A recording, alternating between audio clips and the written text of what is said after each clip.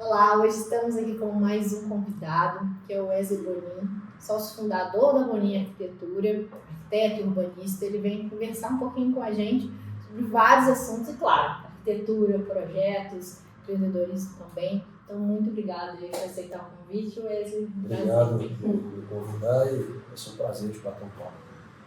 Quer energia limpa, quer se libertar, quase não tem falta de luz para apagar.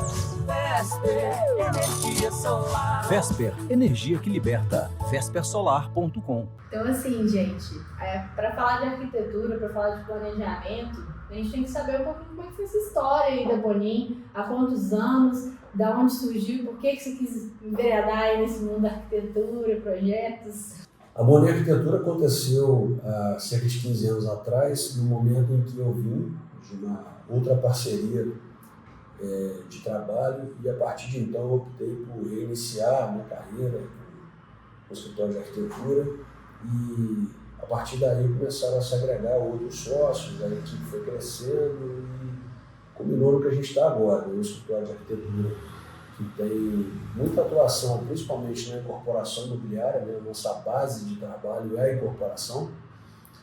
Parcelamento do solo também, a gente trabalha muito com loteamentos, condomínios e tal. Obviamente temos também muitas casas, né? A área educacional a gente trabalha muito, a área de saúde. Então um mix bem grande de possibilidades de projetos, onde a gente atua em Juiz de Fora e atuamos aí em toda a região também, não só no estado de Minas, mas também muito forte no estado do Rio. E ao longo dessa história, assim, o que vocês começaram a identificar que seria um diferencial para trabalhar, né? De 15 anos, imagino que muita coisa tenha mudado desde o início até hoje, né, Wesley? Mas algumas coisas, imagino que vocês tenham identificado de oportunidade, sempre tem, né? Aquele cliente que a gente pode atuar mais. O que vocês veem, assim, de oportunidade nessa parte? Essa base de trabalho, a maioria dos escritórios de arquitetura vem muito daquela progressão, ele começa com interiores, reforma, depois passa por uma casa, depois vai progredindo. Eu comecei muito já de cara na incorporação imobiliária, eu sempre gostei muito de negócios, né? Eu sou um arquiteto que eu me sinto mais empresário e gosto de pensar como empresário e secundariamente como arquiteto. Eu penso que a arquitetura é um instrumento através do qual o negócio se desenvolve, não o contrário. Então, quando a gente vai iniciar um projeto, a gente busca entender o projeto do negócio primeiro, para depois a gente buscar o projeto de arquitetura como uma forma de traduzir aquele negócio que se inicia, aquela empresa que vai nascer ao redor daquela ideia, né, daquele projeto. Até porque é muito multidisciplinar, né? Você trabalhando ali, pensando num projeto de um novo negócio, de uma reforma, de uma ideia de uma casa nova, não tem como. É claro que o arquiteto às vezes vai ser um dos primeiros ali, porque a pessoa precisa esboçar aquela ideia, enfim. Mas é tanta coisa envolvida, né? Tanto profissional envolvido, você vai pensar desde o pedreiro que vai executar até... nossa, é tanta coisa, né? Então, como é que vocês coordenam isso tudo, né, também, para conciliar, né, todas as ideias, todos os projetos, como é que é esses desafios, assim? A arquitetura é uma atividade de síntese, né? Uma atividade onde você capta várias tendências, várias ideias, várias vontades e necessidades, você aglutina aquilo tudo num pensamento e busca encontrar vamos dizer assim, um denominador comum dentro daquilo. Eu costumo dizer que a arquitetura, antes de mais nada, é uma profissão de resolver problema. O que a gente mais faz no nosso dia a dia é resolver problema. E muitas vezes esses problemas eles não estão ligados diretamente no meu projeto, eles estão relacionados inclusive as relações entre as pessoas. Muitas vezes a gente administra conflitos, administra uma série de questões ali que levam o empreendimento para frente ou podem até paralisar o negócio pela falta de entendimento entre as intenções. Verdade. E assim, é muito, muito legal porque a gente vem acompanhando, temos vários clientes que estão ali na fase de planejamento, de construção de reforma. Às vezes, se chega um cliente nosso que já tem a casa ali pronta, a gente vai ver com o que a gente tem, a gente vai conseguir fazer aquele projeto, vai trabalhar em cima. Mas se a pessoa está planejando, o que é muito mais benéfico até para o cliente, né? Porque ele consegue ter uma ideia antes do que vai por vir, ou se ele precisa modificar alguma coisa, se dá para modificar, não dá, e aí vai ter que fazer uma escolha. A gente passa por uma realidade no Brasil que ainda bem que ela vem mudando ao longo dos tempos, né? Onde o investimento em planejamento ele era uma coisa muito incipiente no Brasil. Né? Agora está melhorando, as pessoas estão percebendo que custa muito barato você planejar e custa muito caro você corrigir lá na frente. Então, assim, as pessoas estão se conscientizando disso com o tempo. Né? Acho que as mídias sociais, o Instagram, o Pinterest, ele vem trazendo para as pessoas um novo senso de estética que vai muito além da forma. Né? A estética ela vai mais ao encontro do bom funcionamento, da harmonia entre as partes do que da estética. Né? Quando a gente fala também, por exemplo, de sustentabilidade, que tem várias ações que a gente pode falar, muitas vezes quando a gente fala de sustentabilidade, as pessoas pensam ali, árvore, não sei o quê, energia solar o pessoal até lembra, mas não é só isso, né? Desde uma iluminação bem adequada, planejada ali na casa, você também está sendo sustentável, o melhor planejamento orçamentário da sua obra já é sustentável, porque você vai ter que deixar de refazer muita coisa, a gente consegue ter um cronograma, tudo isso entra, né? E essas práticas, assim, o que você percebe ao longo da história aí, tanto da Boninha quanto da sua experiência de projetos, essa questão de sustentabilidade, planejamento, como você vê isso? A sustentabilidade, quando a gente fala esse nome ele ficou um pouco banalizado, né? Uhum. Quando a gente fala desse termo, a gente sempre associa a ótica da ecologia. Mas a sustentabilidade ela é embasada em 3 pilares, é a ecologia, é a economia e o que é socioculturalmente assim. Então, quando a gente fala em sustentabilidade, a gente não pode deixar a parte econômica de lado. Porque se uma coisa, por exemplo, é ecologicamente correta, mas não é economicamente viável, ela não vai acontecer. Ao mesmo tempo, se você traz uma tecnologia construtiva que é ecologicamente correta, que tem um valor aceitável, mas que socioculturalmente ela não é compreendida como algo bom, também não vai acontecer. Então tem que ter os 3 elementos, não adianta pensar num só. Né? E muitas vezes o fator econômico é o que mais pega na sustentabilidade e é o que as pessoas menos falam. Então por isso que a gente tem sempre essa busca aí pelo projeto. Eu brinco muito lá no escritório que a gente tem que buscar o projeto antes do projeto. Tá? Por exemplo, vai ser feito um determinado empreendimento aqui nessa rua. O que levou as pessoas a criarem aquele empreendimento? Quais foram os motivadores? Quais foram os fatores ambientais, políticos, econômicos, sociais ou de simplesmente vontade de um grupo de executar um determinado negócio? Quando a gente compreende isso, fica muito mais fácil a gente falar em sustentabilidade. E o segundo fator que é fundamental é que a gente tem uma cultura onde a gente fala em custo de obra. Custo está relacionado ao momento de planejamento ali, de compra do terreno para começar a fazer um determinado empreendimento, até a entrega das chaves. E a gente fala de ciclo de vida. O que é esse ciclo de vida? É do momento que entrega a chave até o momento que daqui a 100, 200, 300 anos aquele imóvel vai ser demolido e fazer outro no lugar. Porém, pouco a gente fala no custo do ciclo de vida. A gente tem o custo de construção e o ciclo de vida separadamente. A gente precisa juntar as duas coisas para a gente falar em sustentabilidade. Porque quando a gente fala em custo do ciclo de vida, por exemplo, a gente vai pensar 2 vezes em colocar uma fachada envidraçada de um prédio voltada para o sol errado, sendo que ela fica durante 100, 200, 300 anos ali ganhando uma carga térmica absurda e gastando energia para poder refrigerar aquilo. Quanto custa você refrigerar uma fachada dessa durante todo o ciclo de vida do edifício, sendo que ele está projetado de forma errada. Ele buscou uma estética errônea, uma estética equivocada. Ele está pensando, o projeto está pensando apenas na questão visual do edifício, mas não está pensando nesse custo de ciclo de vida. Quanto custa refrigerar aquela fachada ao longo do prazo de existência daquele edifício? Sim, e assim, tem que estar muito antenado nas inovações que vêm surgindo. Eu ainda vejo, assim, tudo bem, assim, a gente vai adquirindo os conhecimentos, ninguém tem que saber de tudo, mas é importante questionar, ir atrás. Então, muitos arquitetos ainda não têm conhecimento. O que é fotovoltaico? Às vezes não ouviu falar direito, assim, tudo bem, precisa saber no detalhe, a gente tem que trabalhar em conjunto e é muito importante.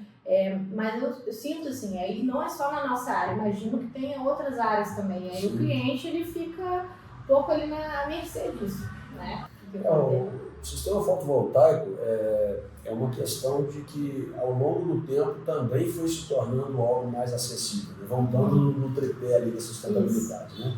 A gente tem o fator ecológico dele, que a gente sabe da vantagem que tem, é uma energia passiva, né? Quase passiva pelo menos, né? Ele acredito que socialmente, culturalmente aceito, porque ele não gera nenhum impacto arquitetônico negativo na edificação, né? Não vejo nenhum problema quanto a questões estéticas, funcionais e tudo mais, aonde que ele sempre esbarrou no viés econômico.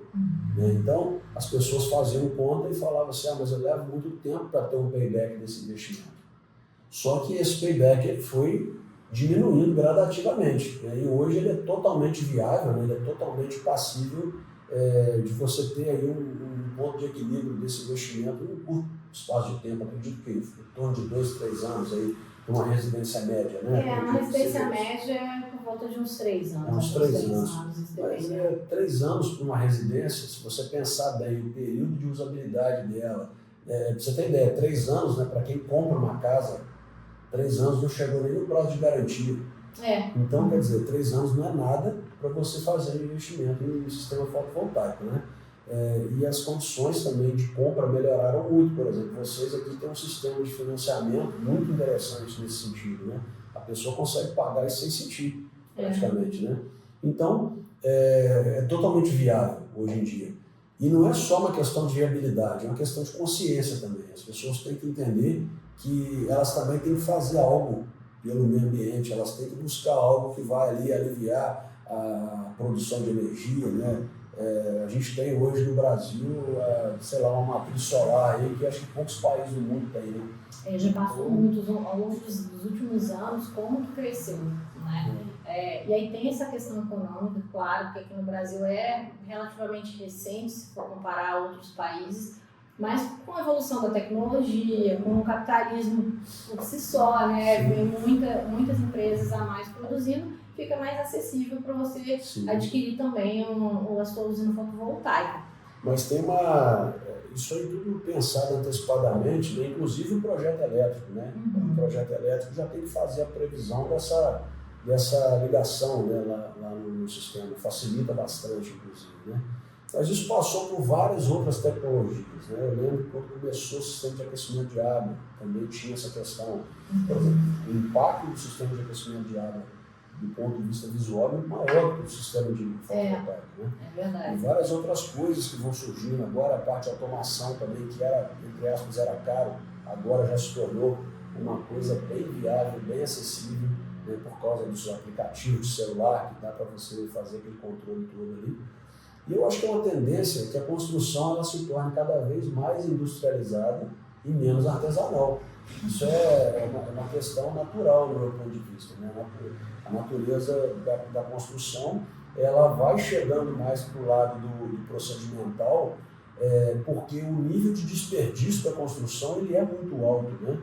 Eu construo também para vender e tal, e eu fico às vezes com a consciência doída de ver quanto desperdício que a gente gera. E olha que eu gero pouco, já vi gente gerando muito mais.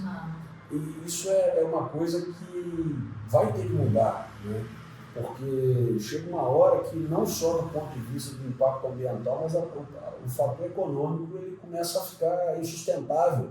Se você pudesse assim, dar alguma dica para alguém que está pensando em planejar um empreendimento, ou construir uma casa, ou fazer alguma reforma, algum negócio, o que você daria dessas dicas iniciais, que na sua visão seria o mais importante antes de começar? Bom, eu acho que o primeiro fator de decisão para você fazer uma construção, vamos pensar assim, vamos fazer uma coisa que é comum a todo mundo, né? Eu quero construir uma casa para mim. Acho que isso aí é uma coisa que permeia intenções de muita gente, né? A primeira coisa que tem que ser pensada é a localização, né? Onde você quer morar, você quer construir uma casa e tal, mas como é que vai ser o seu deslocamento para trabalho, mobilidade urbana, como é que você vai tratar dessa questão, né? Hoje em dia a gente tem o trabalho remoto, que ajuda bastante, né? Depois da pandemia principalmente. Então, assim, a cidade ela tendeu a dar uma espraiada maior em virtude disso. As pessoas foram para a periferia porque muita gente trabalha muito de home office. Beleza, então esse caso está resolvido. Então o condomínio vai buscar a questão da segurança, para quê? Aí a primeira dica que eu dou é, vai escolher um terreno, contrata ou chama um arquiteto para ir junto. Porque muitas vezes as pessoas compram terrenos que estão em desacordo com aquilo que ela quer fazer. Às vezes ela vai pelo preço, ela vai porque o corretor falou, ela vai porque achou interessante uma coisa que outra ali, mas ela não se atenta, por exemplo, para as normas do condomínio, que às vezes não dá para fazer o que ela quer. O formato do terreno influencia muito, a topografia, nem se fala, a orientação solar e tal. Chama um arquiteto para ir junto, paga uma visita ou contrata um amigo que vai com você, sem custo algum, obviamente, já pensando em contratá-lo lá na frente, né, até para uma contrapartida disso aí. E desenvolve um projeto prévio, se você não tem ainda dimensão, se o preço que você, se o valor que você tem para investir é condizente com aquilo que você quer construir. É possível fazer pré-orçamento com base em um projeto preliminar, né? Vai numa construtora, ele vai te dar mais ou menos uma dimensão do gasto. E vai fazendo medições gradativas do seu investimento para ver se realmente aquilo ali vai casar com o que você deseja. Ao longo do caminho você tem ali uma série de pontos ali que você consegue fazer essas avaliações, né?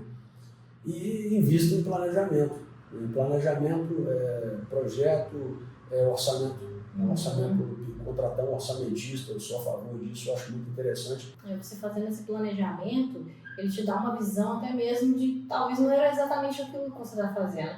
E não é uma perda de tempo nem dinheiro, você está investindo em tirar da ideia, colocar no papel e avaliar aquela realidade. Tudo parte desse planejamento, mas existe um planejamento que vem antes do projeto que eu acho que é muito importante, você entender. Realmente você quer fazer uma casa? Realmente você quer morar longe do centro? Realmente você quer morar perto da natureza? Eu conheço gente que fala que quer morar perto da natureza, mas não suporta ter um inseto dentro de casa. É difícil. É difícil. E assim, eu bato muito nessa tecla do planejamento porque eu escuto muitas pessoas falando que tem horror à obra. Uhum. E é um padrão. Todo mundo que não gosta de obra é porque não planeja. Uhum. E todo mundo que planeja adora obra. Uhum. Então, assim, é muito simples, é só planejar. Se você quer ter uma boa experiência com a sua obra, faça projeto, contrate o melhor escritório de arquitetura que você puder. Tá? Não é para buscar grife, não é nada disso não. Contrate o melhor que você puder. Não avalie um escritório de arquitetura com base no preço do projeto. Avalie na sua percepção de valor, com aquela pessoa que você melhor se identificou. Né? Porque, querendo ou não, vocês vão trabalhar juntos aí por um período de, 6, 8, 9 meses. Então você tem que ter uma pessoa do seu lado que você se identifica minimamente. E confia também no trabalho, porque tem muito disso, assim. Você tem... não é que você só trabalha com aquelas pessoas ou os parceiros, mas você já tem uma experiência boa ou negativa. Então é claro que você vai... Como é que você vai indicar alguém que você não confia? A gente leva o nosso nome, a empresa que você está construindo. Então, claro que se você confia ali no escritório de arquitetura, ele vai te ajudar muito, né, com isso tudo. Então isso é fundamental. Então, muito obrigada, Wesley, por ter topado aí esse bate-papo, sempre muito enriquecedor. Espero que todo mundo tenha curtido, aproveitado aí alguma ideia para aquela obra que você está pensando, aquele empreendimento, ou conhece alguém, né, que está nessa fase de planejamento, sempre vai aproveitar aí algum conhecimento. Né? Então, muito obrigada por participar aí conosco. Obrigado pelo convite. Esse tipo de assunto é sempre bom e muito enriquecedor a gente falar. Temos poucos espaços, né, que se abrem para esse tipo de diálogo, é interessante, porque a gente sempre fala em empreendedorismo, ideias novas, isso é muito bom. E para quem tiver alguma dúvida e precisar de algum suporte, contem com a Boninho Arquitetura, nós estaremos lá para atender vocês no que for necessário. Isso, então as redes sociais aqui da Vesper, @Vesper Energia Solar, a gente também tem o canal no YouTube, onde você estiver nos assistindo, e as redes sociais aí da Boninho. Boninho.arquitetura e a minha pessoal, Wesley Boninho. Wesley com U no começo e I no final. Então, muito obrigada, até a próxima.